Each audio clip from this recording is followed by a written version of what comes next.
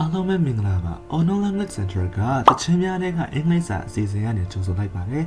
ဒီအစီအစဉ်လေးကတော့ကျွန်တော်တို့ရင်းနှီးကျွမ်းဝင်ဖြစ်ပြီးသားနာမည်ကြီးတချင်းတွေကအင်္ဂလိပ်စာနဲ့ပတ်သက်ပြီးမှတ်သားဖို့ရအချို့ကိုစူးစီးတင်ဆက်ပေးမယ့်အစီအစဉ်ပဲဖြစ်ပါတယ်အစီအစဉ်လေးမစခင်ကျွန်တော်တို့ရဲ့ Facebook page ကို like and follow လုပ်ပေးဖို့နဲ့ YouTube channel လေးကိုလည်း subscribe လုပ်ထားပေးဖို့ကိုမြှင့်တာရခံရပါတယ်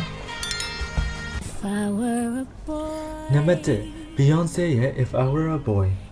ဒီတချင်းရဲ့ခေါင်းစဉ်မှာကအင်္ဂလိပ်စာမှာအရန်အသုံးဝင်တဲ့ second conditional ကိုအသုံးပြုထားတာဖြစ်ပါတယ်။ second conditional ကတော့တကယ်မဟုတ်တဲ့စိတ်ကူးရင်အခြေအနေတွေတနည်းအားဖြင့် hypothetical situation တွေအတွက်ကိုအသုံးပြုပေးရတာဖြစ်ပါတယ်။ပုံမှန်ဆိုလို့ရှိရင် I ရဲ့အနောက်မှာ was လိုက်တယ်ဆိုပေမဲ့ဒီအခြေအနေမှာတော့ I ရဲ့အနောက်မှာ were လိုက်တယ်ဆိုတာကိုသတိထားမှာဖြစ်ပါတယ်။ Beyonce ကဒီတချင်းမှာ If I were a boy I would roll out of bed in the morning ဆိုပြီးဆိုထားပါတယ်။သူပြောတဲ့အဓိပ္ပာယ်ကယောက်ျားလေးမဟုတ်ဘူးဒါပေမဲ့ငါတောင်ယောက်ျားလေးဖြစ်ခဲ့မယ်ဆိုလို့ရှိရင်ဆိုပြီးတော့စိတ်ကူးရင်တဲ့အနေနဲ့ပြောထားတာဖြစ်ပါတယ်။မိတ်ဆွေတို့လည်းတခုခုကိုစိတ်ကူးရင်ပြီးငါသာမင်းနေရာမှာဆိုရင်လို့ပြောချင်တဲ့အခါမှာ if I were you လို့ပြောလို့ရပါတယ်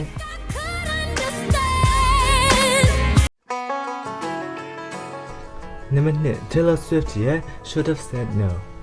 ဒီသချင်းက modal verb တွေရဲ့အတိတ်အကြောင်းကိုလေ့လာဖို့အတွက်အကောင်းဆုံးသချင်းတစ်ပုဒ်ဖြစ်ပါတယ်ကျွန်တော်တို့က should have ကိုအတိတ်ကနောင်တလို့ခေါ်လို့ရပါတယ်အတိတ်မှာတခုခုကိုလုပ်ခဲ့တဲ့နေနဲ့မလုပ်ခဲ့မိတဲ့အခါဒါမှမဟုတ်မလုပ်ခဲ့တဲ့နာကိုလုပ်ခဲ့မိတဲ့အခါမျိုးမှာ should have ကိုအသုံးပြုလို့ရပါတယ်တချင်းစာသားထဲမှာဆိုလို့ရှိရင် Taylor Swift က You should have said no you should have gone home ဆိုပြီးတော့ဆိုထားပါတယ်သူဆိုလိုတာကမင်းညင်းခဲ့တဲ့နာမင်းအိမ်ပြန်သွားခဲ့တဲ့နာလို့ဆိုလိုတာဖြစ်ပါတယ်ဒါပေမဲ့တကယ်တမ်းမှာတော့သူမညင်းခဲ့ဘူးသူအိမ်ကိုလည်းပြန်မသွားခဲ့ဘူးလို့အဓိပ္ပာယ်ရတာဖြစ်ပါတယ်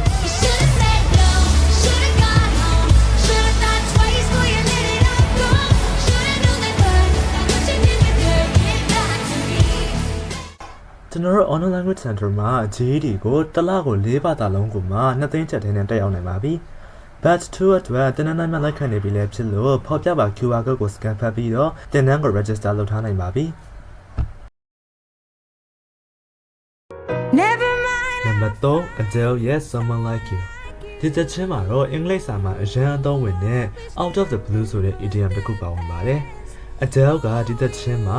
I hate to turn up out of the blue and invited လို့ဆိုထားပါတယ်။သူဆိုလိုတဲ့အဓိပ္ပာယ်ကတော့မမျှော်နဲ့မယုတ်တရက်ကြီးပေါ်လာရတာကိုငါမကြိုက်ဘူးလို့ဆိုလိုတာဖြစ်ပါတယ်။ Out of the blue ဆိုတဲ့ idiom က like a bolt of lightning from a clear blue sky ဆိုတဲ့စာကြောင်းကဆင်းသက်လာတာဖြစ်ပြီးတော့တာယာနေတဲ့ကောင်းကင်ပြာကြီးကနေအမှတ်မတင်ရုတ်တရက်ပစ်ချလိုက်တဲ့မိုးကြိုးလိုအမှတ်မတင်တတိမပေးပဲရောက်လာရင်လို့အဓိပ္ပာယ်ရတာဖြစ်ပါတယ်။